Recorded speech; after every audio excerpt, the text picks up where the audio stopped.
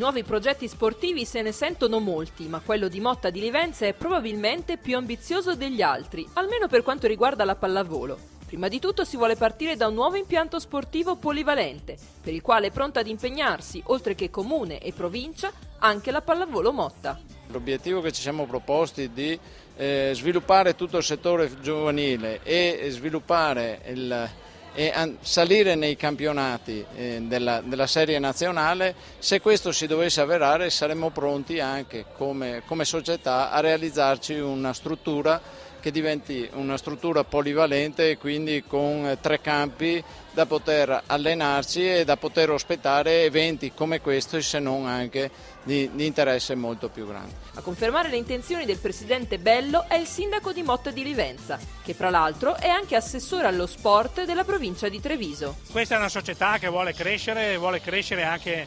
attraverso una programmazione, sia nelle attività di promozione di questa disciplina con i giovani, ma anche sotto l'aspetto agonistico, e quindi credo che ci sia l'ambizione di avere anche una struttura più adeguata per la crescita di questa società.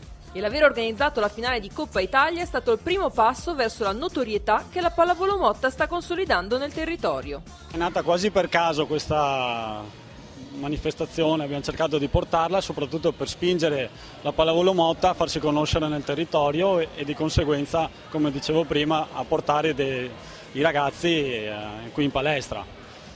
Fino adesso è andato tutto bene e vediamo di finire nel migliore dei modi, insomma. A Motta di Livenza si pensa a tutto ciò perché prima di tutto si vuole creare un polo pallavolistico nel territorio a favore dei più giovani. Si sentirà parecchio parlare della società Motta, perché anche nei termini di collaborazione con le altre società limitrofe abbiamo oggi abbiamo portato qui a Motta dei ragazzi da San Polo, ma che sono del San Polo e giocano a Motta proprio per far crescere tutto il settore. Stiamo collaborando in maniera molto stretta con la società Meduna di Livenza, e quindi questo vuole essere ampliare e portare il più possibile i ragazzi a giocare pallavolo. E di tutto ciò sono ben a conoscenza giocatori ed allenatori della prima squadra.